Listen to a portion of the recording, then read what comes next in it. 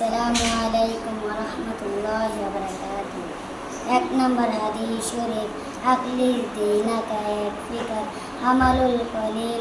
হাদিস শরীফের অর্থ, তোমার ইমানকে খাঁটি করো, অল্প আমলে নেতাদের জন্য যথেষ্ট হইবে।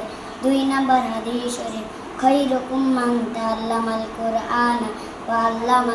হাদিস শরীফের অর্থ, তোমাদের মধ্যে সর্বোত্তম ওই ব্যক্তি যিনি সমাজে শিক্ষা করেন এবং শিক্ষা দেন। তিন নম্বর হাদিস শরীফ, তলাবুল ইলমি ফারিদাতুন আলা কুল্লি মুসলিম। হাদিস শরীফের অর্থ, দিনের ইলম তলব করা প্রত্যেক মুসলমানের উপর ফরজ। চার নম্বর হাদিস শরীফ, আত-তুহুরু শাতরুল ঈমান।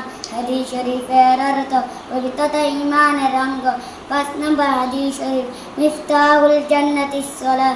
হাদিস শরীফের অর্থ, নামাজ বেহেশতের চাবি। ছয় নম্বর হাদিস শরীফ, আউয়ালু মা ইউহাসাবু বিল আবদু ইয়াউমাল কিয়ামাতিস সালাহ। হাদিস শরীফের অর্থ, কিয়ামতের দিন সর্বপ্রথম নামাজের ওই হিসাব হইবে।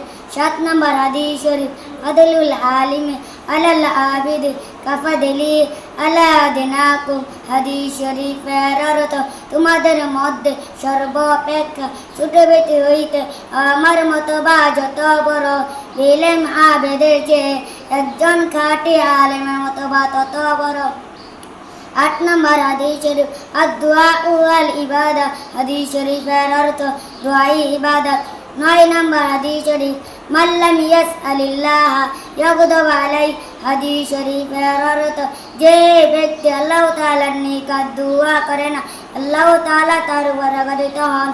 10 নম্বর হাদিস শরীফ, লা ইয়ারহামুল্লাহু মান লা ইয়ারহামুন নাস। হাদিস শরীফের অর্থ, আল্লাহ তাআলা ওই ব্যক্তির উপর রহম করে না যে মানুষের উপর রহম করে না। আসসালামু আলাইকুম ওয়া রাহমাতুল্লাহি ওয়া বারাকাতুহু।